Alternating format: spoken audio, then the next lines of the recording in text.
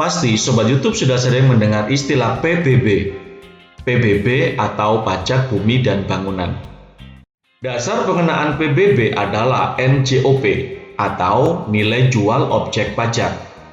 Sobat YouTube, NJOP adalah dasar perhitungan PBB adalah perkalian tarif 0,5% dengan NJKP atau nilai jual kena pajak, sedangkan NJKP diperoleh 20% dari NJOP.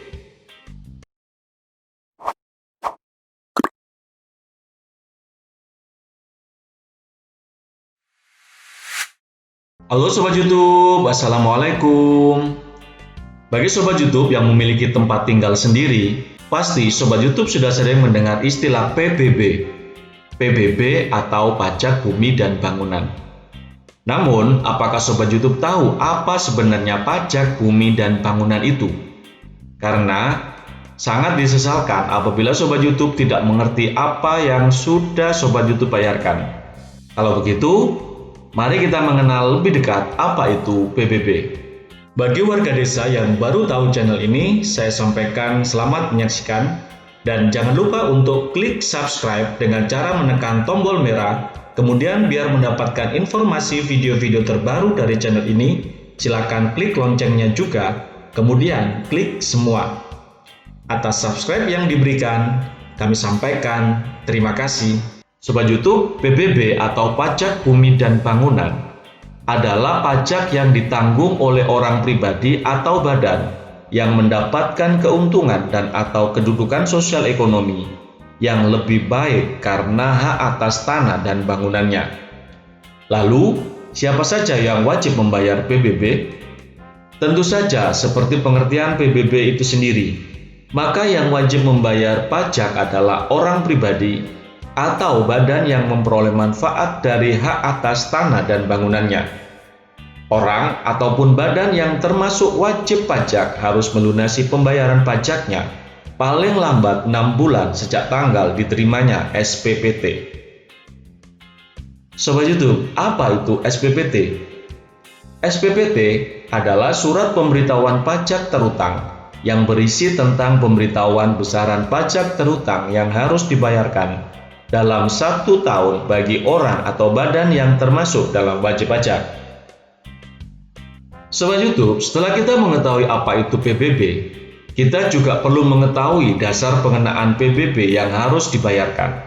Jangan sampai Sobat YouTube mendapatkan SPPT tetapi tidak tahu dari mana asalnya besaran nominal PBB yang harus dibayarkan. Dasar pengenaan PBB adalah NJOP atau nilai jual objek pajak. Sobat YouTube, NJOP adalah harga rata-rata atau harga pasar pada transaksi jual beli. Dalam hal ini, objek pajaknya adalah bumi dan bangunan. NJOP biasanya ditetapkan setiap tahunnya oleh Menteri Keuangan. NJOP masing-masing wilayah tentu saja berbeda. Lalu, apa dasar penetapan NJOP untuk bumi dan bangunan? Yang pertama, beberapa faktor yang menentukan dasar penentuan NJOP bumi. Pertama, letak, kedua, pemanfaatan, yang ketiga, peruntukan, dan yang keempat, kondisi lingkungan. Yang kedua, beberapa faktor yang menentukan dasar penetapan NJOP bangunan. Yang pertama, bahan yang digunakan dalam bangunan. Yang kedua, rekayasa. Yang ketiga, letak. Yang keempat, kondisi lingkungan. Nah Sobat YouTube, itulah dasar dalam penetapan NJOP untuk bumi dan bangunan oleh Menteri Keuangan jika terjadi transaksi jual beli atas tanah dan bangunan. Lalu, bagaimana penetapan NJOP saat tidak ada transaksi jual beli? Misalnya saja secara hibah, warisan, dan lain sebagainya. Penetapan NJOP jika tidak ada transaksi jual beli bisa dilakukan dengan cara 1. Perbandingan harga dengan objek lain. Penetapan NJOP jika tidak ada transaksi jual beli, salah satunya bisa dilakukan dengan membandingkan harga pada objek lain. Objek lain yang dimaksud adalah objek yang masih sejenis, lokasinya berdekatan, memiliki fungsi yang sama, dan objek lain tersebut yang sudah diketahui nilai jualnya. Mengapa dengan objek lain? Hal ini karena objek lain dapat memberikan gambaran yang kurang lebih mendekati dengan objek yang dibandingkan, sehingga NCOP yang ditetapkan memiliki hitungan yang benar. Kedua, menggunakan nilai perolehan baru.